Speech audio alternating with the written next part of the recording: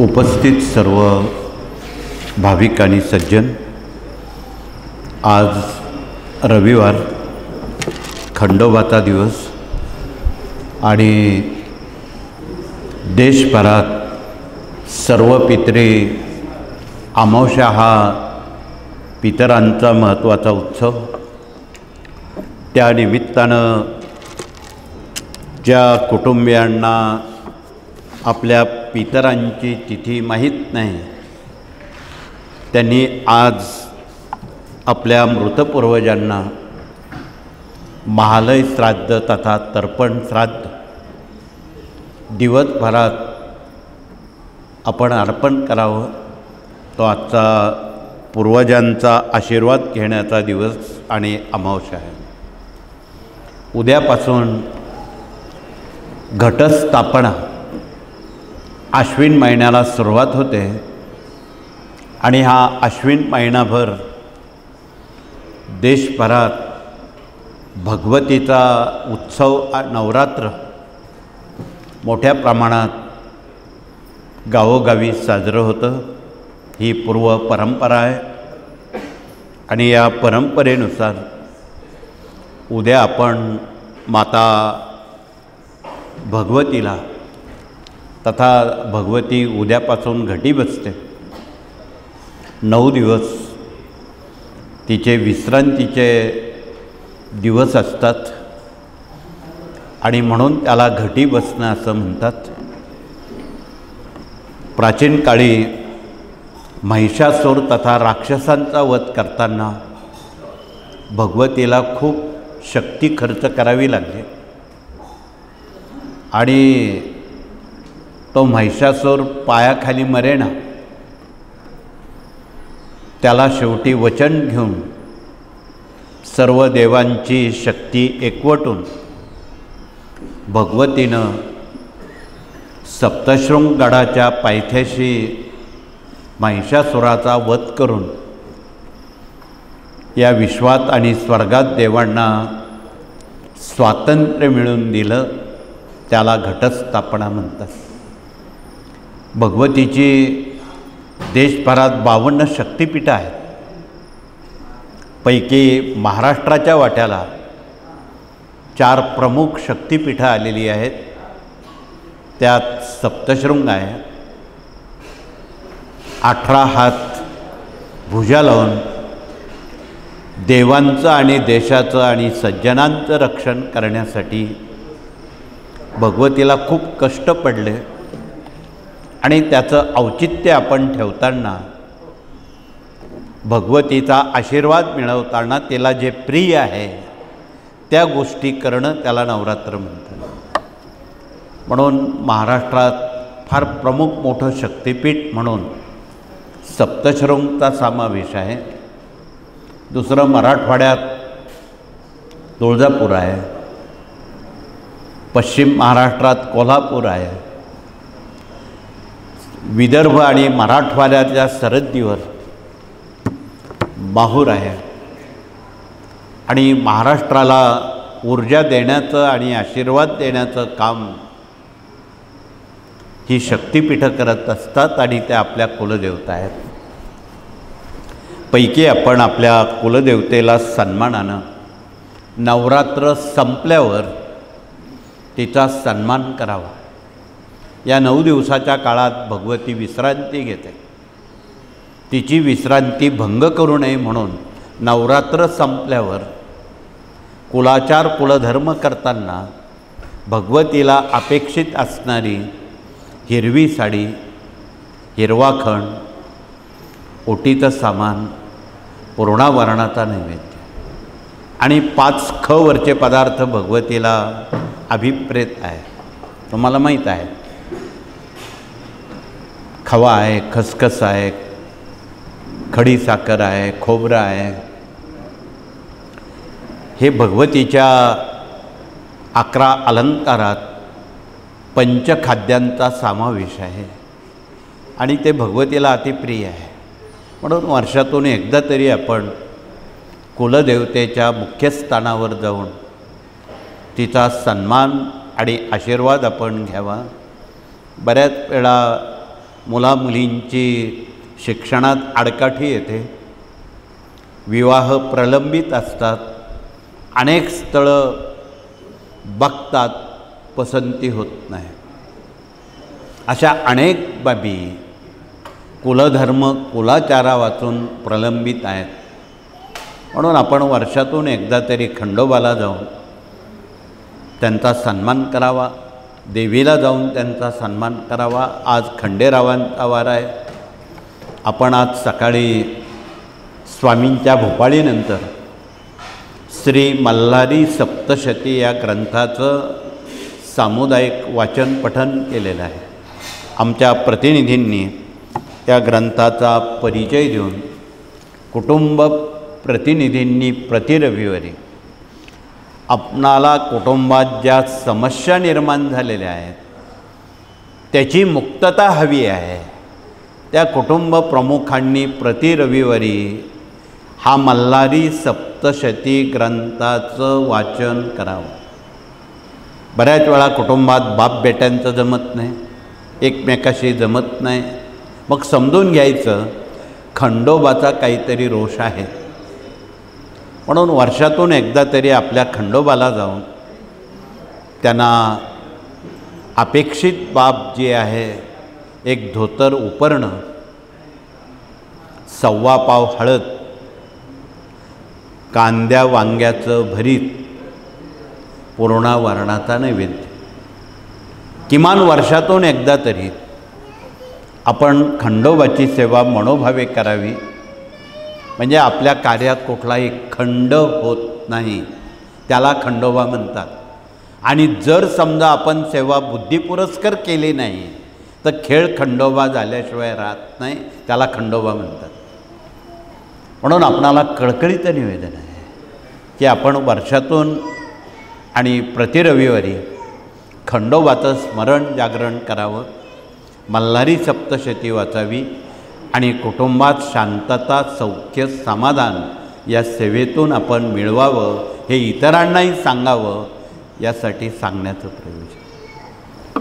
ज्या अनंत समस्या मानवजातीसमोर आहेत त्याचं कारण कुलदेवता, कुलदैवत आहे. आणि जोपर्यंत आपण देवी खंडोबाला मानत नाही, त्यांच्या स्थानावर जात नाही, तुम्ही कुठल्याही देवाकडे गेलात, कुठल्याही ऋषीमुनींकडे गेलात, सगळे कानावर हात ठेवतील. ही वास्तव स्थिती लपवता येत नाही.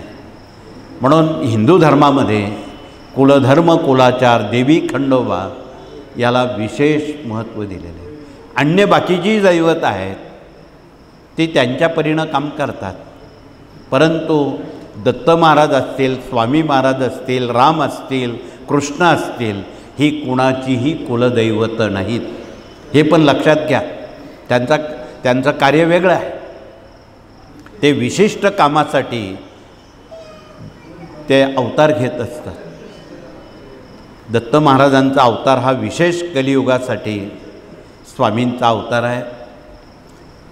त्यांना माहीत होतं कलियुगात धर्म बुडणार आहे, सज्जनांवर अन्याय होणार आहे आणि धर्माचं, सज्जनांचं रक्षण करण्यासाठी द्वापारात त्यांनी भगवान श्रीकृष्णांच्या आविष्कारात एक प्रतिज्ञा केली. जाता जाता पवित्राणाय साधूनां विनाशाय च दुष्कृतां धर्म संस्थापनास्ताय संभवानी युगे युगे. प्रत्येक युगात या देवतांना अवतार आविष्कार घ्यावे लागतात. त्यापैकी कलियुगाचा सर्व अधिकार स्वामी महाराजांकडे आहे. हे आपणाला समजावं म्हणून सांगण्याचं प्रयत्न. आणि त्यासाठी आपण 12 लक्ष स्वामींचा जप मागा गुरुजींनी सांगितलं की जी भोळे बाबडे सामान्य गरीब जनता आहे त्यांना ही संजीवनी आहे. म्हणून आपण सर्वात सोपं हत्यार आहे श्री स्वामी समर्थ जपाचं. म्हणून आपण यथाशक्ती, यथामती जास्तीत जास्त लिखाणाकडे जर वळलात तर आपल्या बोटांचाही व्यायाम होतो, आपल्या मनाला स्थिरता येते आणि अवघड असं काही नाही, 24 तास पैकी आपण हा वेळ जपासाठी देऊ शकतो. तुम्ही स्वामी चरित्र वाचक आहात बरेचसे. स्वामींनी बाळप्पाला सेवेकरी बनवताना त्यांनी असं विचारलं नाही सेवेकरी होता का म्हणून. आपल्याला आता सांगावं लागतं कोणाला सेवेकरी व्हायचं आहे, परंतु बाळप्पाला आतून इच्छा होती आपण सेवेकरी व्हावं. स्वामींनी एक मध्ये परीक्षा बघण्याचं ठरवलं की तू जोपर्यंत 12 लक्ष जप करत नाही तोपर्यंत तुझं प्रारब्ध बदलत नाही, आणि तू जोपर्यंत देवी खंडोबाला जात नाही तोपर्यंत मला आशीर्वाद देता येत नाही. हे पण सेवेकरी होणाऱ्यांना किंवा असणाऱ्यांना समजावं. म्हणून त्यावेळी स्वामींनी एका क्षणात तुळजापूरच्या देवीचं रूप घेतलं आणि बाळप्पाला हात करून सांगितलं, ही तुझी कुलदेवता आहे, तुला वर्षातून एकदा तरी जावं लागेल तर माझा आशीर्वाद मिळेल. यावरून आपण कसा अर्थ लावायचा तो कृपया आपण सुज्ञ आहात. विषयांतर न करता या ठिकाणी आज रविवार आहे. देशातून असंख्य समस्याग्रस्त आपल्या समस्या घेऊन आलेले आहेत. मी अधिक वेळ आपला घेणार नाही, आपणालाही वेळ देण्याची आम्ही संधी देतो. तथापि त्याआधी प्रश्न उत्तर विनामूल्य काम करणारे प्रतिनिधी इथे आलेले आहेत दिवसभरासाठी. त्यांनी पटकन आपला परिचय देऊन आलेल्या दुःखितांचे अश्रू पुसणं, त्यांना सन्मार्गाला लावणं, त्यांना मार्ग समजून सांगणं, त्यांना शाकाहाराचं महत्त्व सांगणं, या साऱ्या बाबी दिवसभरात प्रत्येकाला मानव घडवताना खूप काळजी घ्यावी लागते. पशु घडवणं फार सोपं आहे. सर्कसमध्ये पूर्वी वाघ, सिंह, हत्ती यांना माणसाळायचं काम माणसं करायची, पण माणसाला माणूस करण्यासाठी खूप मशागत करावी लागते. म्हणून भारतीय संतांनी हे माणसा तू माणसासारखा हो असं आमच्या संत जनाबाई असतील, संत मीराबाई असतील, मुक्तादेवी असतील, तथा भारतीय साऱ्या श्रीसंत असतील, यांनी खूप मेहनत घेतली, प्रचंड सासुरवास पत्करला. माणसासारखा हो, हे फार अवघड व्रत माणसं घडवण्याचं या विभागानं अंगीकारलेलं आहे, तेही विनामूल्य. ही साधी सोपी गोष्ट नाही. बोलणं आणि कृती करणं यात फार फरक आहे. ते काम आमचे प्रतिनिधी विनामूल्य करत असतात. आपण दिवसभरासाठी त्यांच्याशी सहानुभूतीपूर्वक कृपया संवाद साधावा. तर पुढचा विभाग इथे मूल्य शिक्षण, गर्भसंस्कार आणि शिशुसंस्कारात काम करणारे गुरुजन प्रतिनिधी आलेले, की उद्याचं म्हातारपण सुखात जाण्यासाठी पुढची पिढी पुंडलिक श्रावणबाळ केली तर, त्यांनी जर उद्या तुम्हाला वृद्धाश्रमात पाठवलं तर तुमच्या अपेक्षा भंग होती. म्हणून मूल्य शिक्षणातून आपणाला श्रावणबाळ आणि पुंडलिक घडवायचे असतील तर देशातल्या आमच्या सर्व गुरुजनांना एक आवाहन आहे. शिक्षक, पालक, विद्यार्थी या तिघांना आपल्याला घडवायचे. मुलांनी कसं शिकावं, पालकांनी कसं वागावं, शिक्षकांनी कसं शिकवावं, हा सुद्धा मौलिक प्रश्न आहे.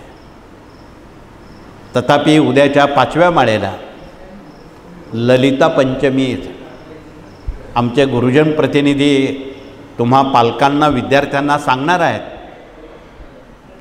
केलेला अभ्यास स्मरणात राहण्यासाठी आणि गुणवत्ता यादीत त्यांचा समावेश होण्यासाठी प्रत्येक विद्यार्थ्यांनी ललिता पंचमीच्या दिवशी जिभेवर दर्भाच्या काडीनं किंवा सोन्याच्या काडीनं, सोनं महाग झालं आहे, सोनं मिळणार नाही, परंतु दर्भाच्या काडीनं ऐम हा जो शब्द आहे, एक एरंडाचा त्यावर अनुस्वार, एक मात्रा, त्याला ऐम हा सरस्वतीचा बीजमंत्र आहे. आणि या नवरात्रामध्ये 3 नवरात्र येत आहेत. पहिले 5 दिवस सरस्वती नवरात्र आहे, 9वी माळ औद्योगिक नवरात्राची आहे आणि सलग पौर्णिमेपर्यंत देवी नवरात्र आहे. त्यात विजयादशमी पण आहे. असं बहुचर्चित आणि त्यामध्ये बहुमौलिकता या नवरात्रात भरलेली आहे.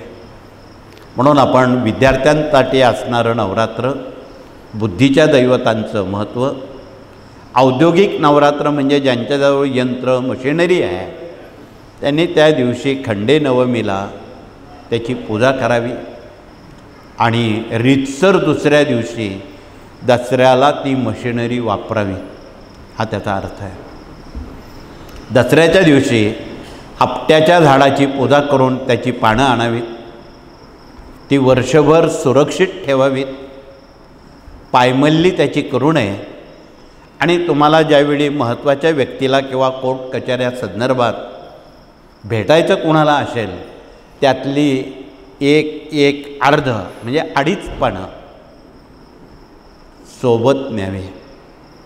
तुमचं कुठलंही काम न होणारं यशस्वी होणार, एवढं सामर्थ्य त्या आपट्याच्या झाडात आहे. म्हणून पांडवांनी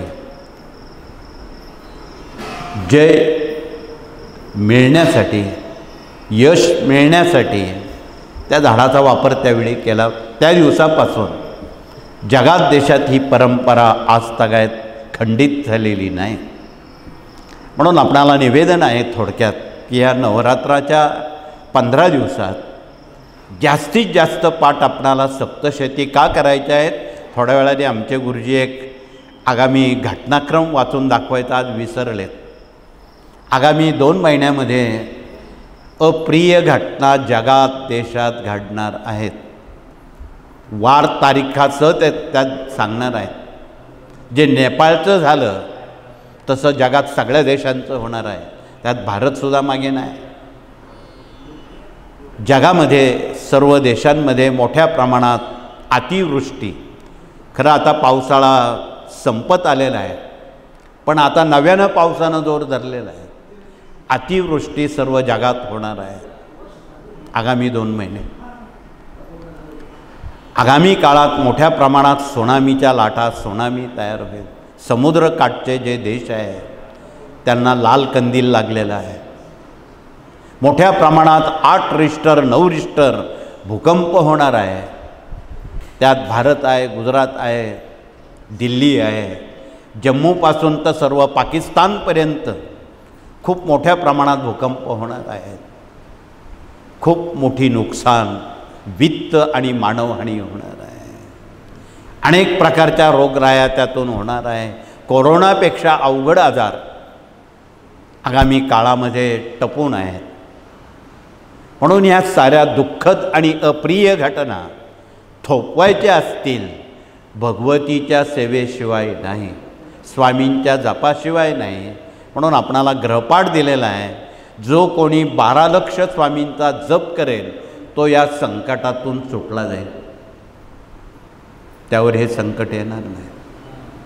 आणि ज्या भगिनी कुलधर्म कुलाचार करताना सप्तशतीचं पठन करतील, किमान 108 पारायणं सप्तशतीचे करतील, त्या मात्र त्या कुटुंबियांना फार मोठा आशीर्वाद भगवतीचा मिळेल आणि अन्य संकटातून त्यांची सुटका होईल. म्हणून आपणासमोर या थोडक्यात या गोष्टी सांगितलेल्या आहेत. थोड्या वेळात आपण तो घटनाक्रम ऐकून घेणार आहात. तथापि पुढचा विभाग या ठिकाणी विवाह मंडळ आलेला आहे. आज विवाहाचे प्रश्न जगात देशात ऐरणीवर आहेत आणि त्यातले त्यात मुलांची विवाह करणं ते फारच अवघड आहे. त्यातही मिळाली सूनबाई चांगली तर ठीक, खट्याळ सूनबाई मिळाली तर घराचं काय होईल हे ज्योतिषांनी सांगू नये, तुम्हाला माहीत आहे. म्हणून आपलं कौटुंबिक जीवन आबाधित राहावं म्हणून विवाह मंडळी इथे प्रतिनिधी आलेले आहेत.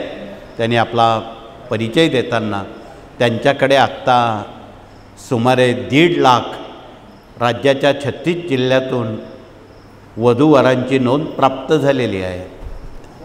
आपणाला एक पर्वणी आहे की आपणही त्यांच्याशी संवाद साधू शकता आणि बिना हुंड्यानं, बिना सोन्या नाण्यानं, अति अल्प खर्चानं, साखरपुड्यासारख्या उपक्रमातून मुलामुलींची विवाह करण्याला संधी आहे. आत्महत्या पीडित कुटुंबियांच्या आणि शेतकऱ्यांच्या मुलामुलींची लग्न आपणाला बिना हुंड्यानं करायची आहेत. देशाचं संरक्षण करणारे शहीद जवान, त्यांच्या मुलामुलींची लग्न सरकार थोडीच करणार आहे, आपल्यालाच करावी लागते. या साऱ्या सहानुभूतीच्या बाबी जनतेसमोर कोण मांडेल? संबंधित जे जनतेला मांडणारे किंवा जनता ज्यांना मांडणारी माणसं आहेत, त्यांच्या लक्षात अजून हे आलेलं नाही. म्हणून आपणाला कळकळीचं निवेदन आहे की आपणच यात लक्ष घालणं, पुढाकार घेणं, सामुदायिक ऐक्य, सामुदायिक बांधिलकी, सामुदायिक सहजीवन आणि माणुसकीची संस्कृती आपल्याशिवाय दुसरं कोणी करणार नाही. म्हणून आपणाला कळकळीचं निवेदन आहे की या विभागातून आपण मुलामुलींच्या आणि गरीब लोकांचं जर एक आपण विवाह लावला, ज्यांना आधार नाही, निराधार कुटुंब आहे, अशा मुलामुलींची लग्न जर आपण लावली तर अश्वमेघ यज्ञ केल्याचं पुण्य करणाराला मिळणार आहे. म्हणून या सहानुभूतीपूर्वक असणाऱ्या बाबी जनसामान्यात, समाजशास्त्रात आपणाला पोचवणं क्रमप्राप्त आहे. आणि गेल्या 70 वर्षात स्वामींच्या कृपेनं जेवढी स्वामींच्या आशीर्वादानं विवाह झाले, आज तगायत एकही घटस्फोट फारकती झालेल्या नाही. म्हणून आपणाला निवेदन आहे की आपण साध्या सोप्या पद्धतीत इथे विवाह मंडळाशी संवाद साधून विवाह करावेत. तर पुढचा विभाग इथे कृषी प्रतिनिधी आलेले आहेत. कृषीबद्दल असणारी अनास्था आणि कृषीवर अवलंबून असणारे लघुउद्योग आणि त्यातून अनेक कंपन्यांनी एक खंत व्यक्त केलेली आहे की आम्हाला सेवेकऱ्यांची मुलं हवी आहेत. म्हणून गेल्या काही महिन्यात, काही वर्षात 4,500 ते 5,000 मुलामुलींची कंपन्यांनी पसंती केली, त्यांना पायावर उभं केलं, आज ते नोकरीवर आहेत. म्हणून आपणाला निवेदन आहे की आपल्या सेवेकरी परिवारामध्ये, शेतकरी परिवारामध्ये ज्यांना नोकऱ्या नाहीत, शिक्षणं झालेली आहेत, सुशिक्षित बेकार आहेत, यांच्यासाठी ही पर्वणी आहे. म्हणून आपण त्यामध्ये कृपया विभागात डोकवावं, लक्ष घालावं. तर पुढचा विभाग इथे डॉक्टर लोक आलेले आहेत. इथे प्रति रविवार, गुरुवार 100 तरी रुग्ण कॅन्सरचे येतात बघा. कॅन्सर हटवण्याचं काम ते करतायत, बिना शस्त्रक्रिया, बिना केमो, बिना वेदना. म्हणून आपण हा दवा आणि त्याचा ओळख परिचय रुग्णांपर्यंत कृपया पोचवून त्यांना उपकृत करावं. त्यात सप्तरंगी आहे, रानभेंडी आहे, गाठीचे आजार असतील तर वेखंड आहे, ज्यांना घशाचा कॅन्सर आहे त्यांच्यासाठी रानभेंडी ही संजीवनी आहे. म्हणून अत्यंत साधी सोपी दवा इथे केमो न करता ती उपलब्ध केलेली आहे. एका केमोचे टाटामध्ये सुमारे 80,000 ते 1 लाख रुपये एका केमोचे घेतात. अशा कितीतरी केमो कराव्या लागतात, गॅरंटी शून्य. परंतु इथे गॅरंटी आहे, दुआ आहे आणि दवा आहे.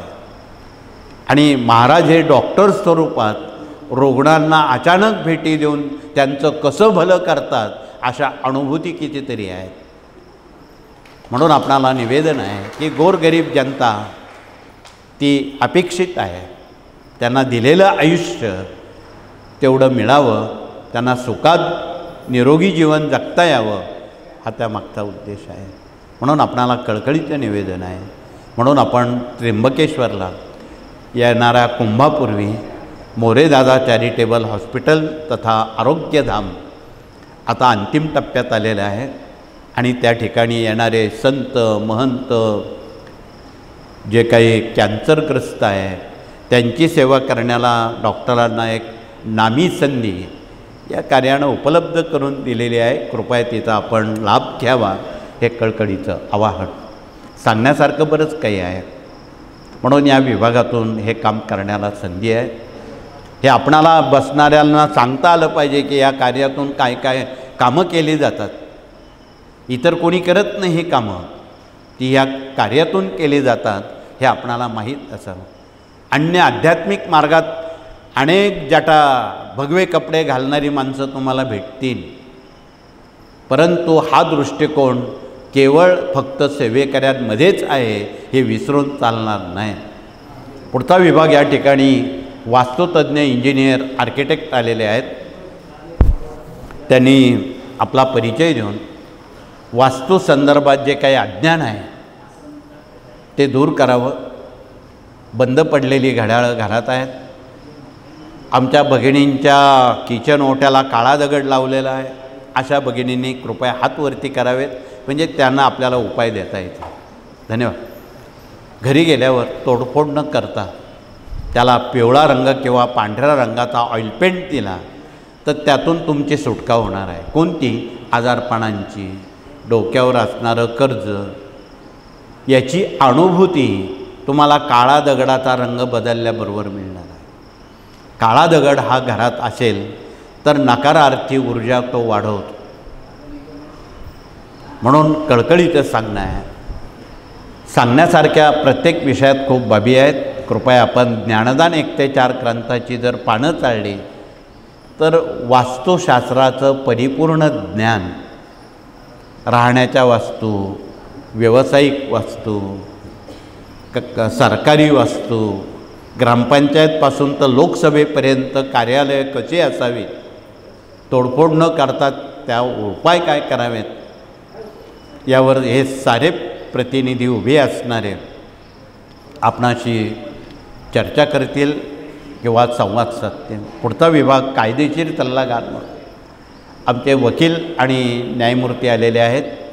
त्यांनी आपला परिचय देऊन राज्यात कार्याकडे खूप झुकतं माप आहे.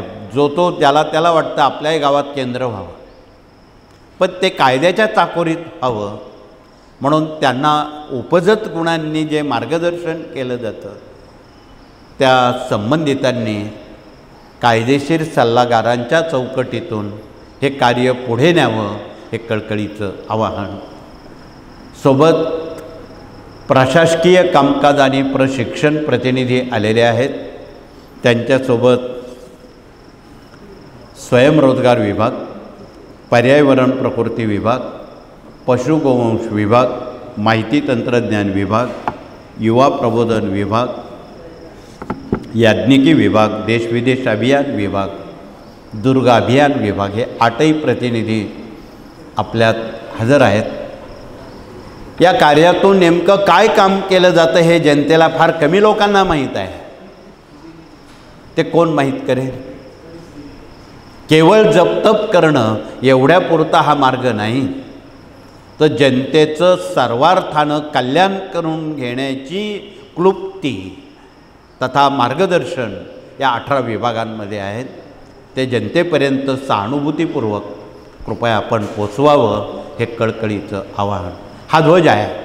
आगामी येणारा सुनामी काळ असेल त्यावेळी आपण प्रत्येकानं एका गावात एक जरी ध्वज आपण लावला, त्या गावावरच्या सुनामीचं संकट हनुमानराया 3 मिनिटात निवारण करेल.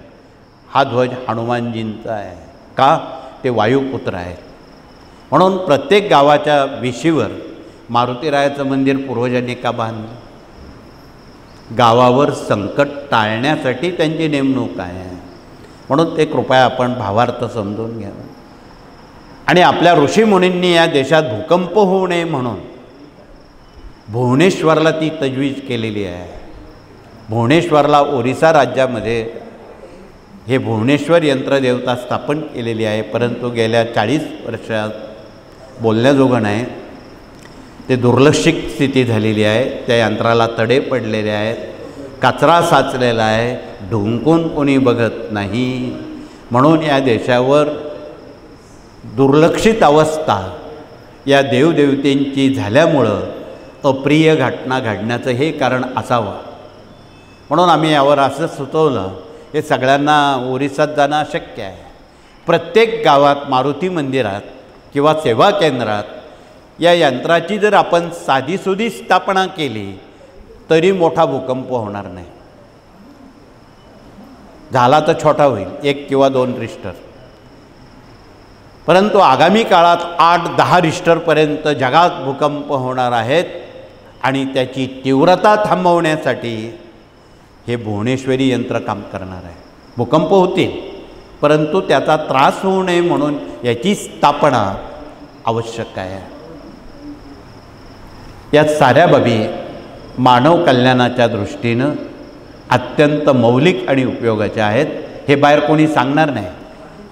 सांगणारे सांगतात, रामायणावर बोलतात, महाभारतावर बोलतात, भागवतावर बोलतात, शिवपुराणावर बोलतात. हे प्रश्न त्यातून सुटणार नाहीत. आणि लोकांनाही वाटतं बाबा फार तो चांगलं बोलला आणि पुन्हा मंडप सोडला, ये रे माझ्या मागल्या. पुन्हा त्यांना बिडी पिण्याची आठवण येते. योग्य काय आहे आणि सामाजिक स्वास्थ्य आणि भविष्यकाळ यावर वस्तुनिष्ठता सांगणं हे वर्तमान स्थितीचं काम आहे. म्हणून आपणाला निवेदन आहे की या बाबी आपण जनतेसन्मुख अत्यंत प्रामाणिक पारदर्शकपणानं जर सांगितलं तर जनता तिकडे वळेल. जनतेला दुःखमुक्त होण्याशी घेणं आहे, चिंतामुक्त होण्याची घेणं आहे. म्हणून चिंतामुक्त आणि दुःखमुक्त व्हायचं असेल तर ज्यांना सेवेकरी व्हायचं आहे, मग हातवरती केलं आहे, त्यांना एक कळकळीचं निवेदन आहे, त्यांनी या 18 विभागाचं अभ्यासक व्हावं, नंतर उपासक व्हावं, नंतर प्रचारक व्हावं, नंतर प्रसारक व्हावं. तेव्हा लोकांना स्वामी महाराज कळतील, तसे नाही कळणार. म्हणून आपणाला निवेदन आहे. आणि याचा शेवटचा विभाग मराठी अस्मिता आणि भारतीय संस्कृती आमच्या माता भगिनींनी जिवंत आणि समृद्ध केलेला विभाग आहे. त्या विभागात काम करणाऱ्या भगिनींनी आपला परिचय द्यावा. तथापि आज सर्वपित्री अमावस्या असू नये, भगिनी इथे आलेल्या आहेत घरची जबाबदारी सांभाळून. आणि काही भगिनींनी 2 प्रश्न आणलेले आहेत जे अनेक कुटुंबांमध्ये भेडसावत आहे. त्यात पहिला प्रश्न आहे व्यसनाधीनता. अनेक कुटुंबात काही सदस्य चोरून व्यसनं करतात बघा, कुणाला कळू देत नाही. चोरून व्यसन करणारे, मग ते मद्यपिय असो, धूम्रपिय असो, मांसाहारी असो, अन्य असो, उपचार शंकराच्या पिंडीवर किंवा रुद्रयंत्रावर जर महिम्न वाचून किंवा रुद्र वाचून पाण्याचा अभिषेक करून ते तीर्थ त्यांना रोज दिलं, महिन्याभरात ते 40 दिवसात सुंटे वाचून खोकला जाईल आणि तुमचे सदस्य शाकाहारी निर्व्यसनी होते. देवाकडे काय मागावं मागून, आणि काय मागणार तुम्ही, हे मागावं. म्हणून आमच्या सर्व माता भगिनींनी जगात आणि देशामध्ये फावल्या वेळेत कुटुंबांकडे लक्ष द्यावं आणि त्यांना निर्व्यसनी शाकाहारी बनवावं.